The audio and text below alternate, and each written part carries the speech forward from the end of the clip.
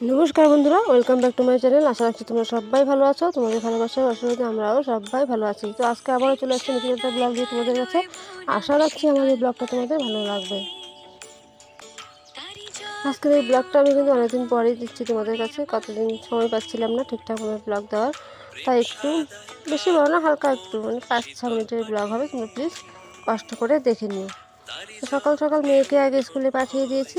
মেয়েকে রেডি করে, মেয়ের টিফিন সব কিছু রেডি করে স্কুলে পাঠিয়ে দিয়েছি ওর বাবার সঙ্গে। তারপর আমি ঘরে চলে এসেছি। ঘরে বিছানাগুলো আগে গুছিয়ে নিচ্ছি, আর এদিকে ছেলেকে মুখ ধোয়ার জন্য বলছি কলে করে যেতে আর কি। আমি ঘরটা গুছিয়ে, বিছানাগুলো গুছিয়ে ছেলেকে ওইদিকে পড়তে বসিয়ে দিয়ে আমি কলে পরে চলে আসলাম। কিছু হালকা বাসন ছিল, বাসনগুলো মেজে নিচ্ছিলাম। অর্ধেক বাসন আমার রাত্রেবেলায় মাজা হয়ে গেছিলো, কিছু হালকা ছিল, ওটুকু বাকিটুকু আমি এখন সকালবেলা মেজে নিচ্ছি। আর এদিকে ছেলেকে বলেছি মুখ টুক ধুয়ে বই নিয়ে বসতে আর কি। আর আমি এদিকে বাকি কাজগুলো সেরে, স্নান পুজো সেরে, তারপর ছেলেকে খাবার দিয়ে আমরা একটু চা খেয়ে তারপর বাকি কাজগুলো করব।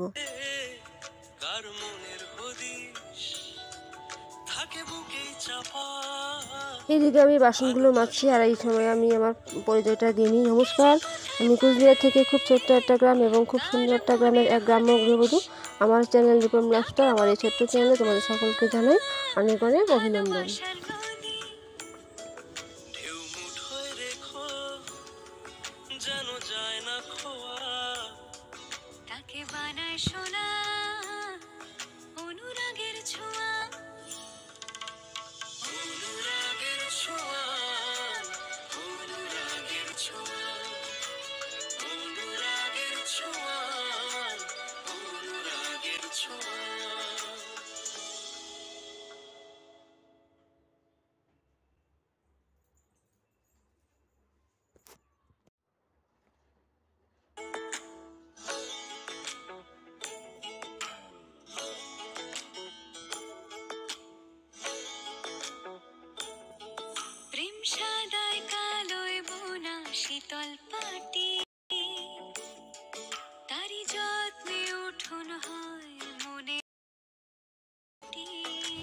এদিকে আমার বাসন মাজা, তারপর স্নান করা, পুজো সব কিছুই কমপ্লিট হয়ে গেছে। তারপর একটু চা খেয়ে নিয়েছি।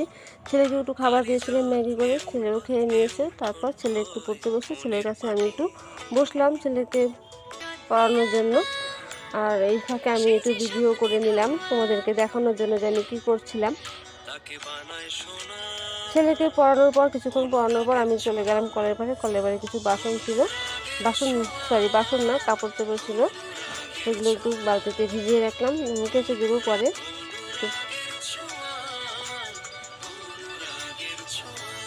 বাসন ছিল, চা খাওয়ার যে বাসনগুলো সেগুলো ছিল, সেটা তোমাদের সঙ্গে শেয়ার করিনি, এখন সেগুলো দেখাচ্ছি। কাপড়গুলো কাচা হলো আর কি। কাপড়গুলো কাচার পর আমি এদিকে রান্নাবান্নার কাজ শুরু করে দিচ্ছিলাম। দেখো, আমাদের মাটন রান্না হয়েছিল, মাটনটাই আজকে রান্না করব। রান্না করাটা তোমাদের সঙ্গে আর শেয়ার করবো না, রান্না করাটা শেয়ার করতে গেলে ভিডিওটা অনেকটাই বড় হয়ে যাবে, ওই জন্য সেটা আর তোমাদের সঙ্গে শেয়ার করব না। তারপর দুপুরবেলা খাওয়া দাওয়া অনেক কাজ হলো। বাচ্চাদেরকে মেয়েকে স্কুল থেকে আনা, ছেলেকে স্কুলে পাঠানো, ছেলেকে ওদেরকে স্কুল থেকে আসার পর ফ্রেশ করানো, বিকেলবেলা ঘুম পাড়ানো, অনেক কিছু হয়ে গেছে। সন্ধ্যাবেলা সন্ধ্যাবাতি দিয়ে তারপর ছেলে মেয়েদের ম্যাগি করেছিলাম। ওরা দুজনে বসে ম্যাগি খাচ্ছে, আর আমাদের জন্য করেছিলাম একটু চা।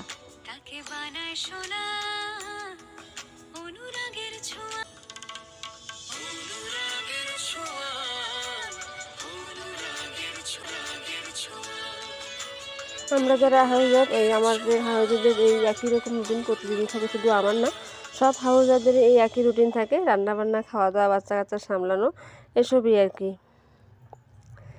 আমিও ঠিক এসবই করছিলাম সারাদিন ধরে। রাত্রেবেলা সন্ধ্যার দিকে ওদেরকে খাইয়ে টিফিন করিয়ে দিয়ে তারপর ওদেরকে একটু পড়তে বসাবো। তারপর আমি রাতের খাবার তৈরি করবো আর কি। এদিকে দেখো, আমি পুরি ভাজছিলাম। পুরি ভাজতে ভাজতে আমার যে ভিডিও করতে হবে সেটা আমি ভুলেই গেছিলাম। এই যে একটা দেখতে পাচ্ছি, সেটা কিন্তু একদম শেষে, সব শেষে যে পুরিটা হয় সেটাই করতে হয়। দেখতে পাচ্ছ যে কড়াইতে আমার তেলও শেষ হয়ে গেছে আর কি। শেষেরটা হঠাৎ করে মনে পড়লো আমার তো ভিডিওটা করতে হবে, তো আমি শেষের পুরিটাই আমি ভিডিও করে নিলাম। কড়াইতে তেল হালকা ছিল, ওই জন্য বেশি ফুল ছিল না পুরিটা আর কি। তো বলে নিই, যদি কারো কোনো কারণে আমার এই ব্লগটা তোমাদের ভালো লাগে তো প্লিজ লাইক কমেন্ট এবং শেয়ার করে দিও এবং আমার পাশে থাকো। আবার দেখা হচ্ছে নতুন একটা ব্লগে। ততক্ষণে টাটা, বাই বাই এবং সবাইকে গুড নাইট।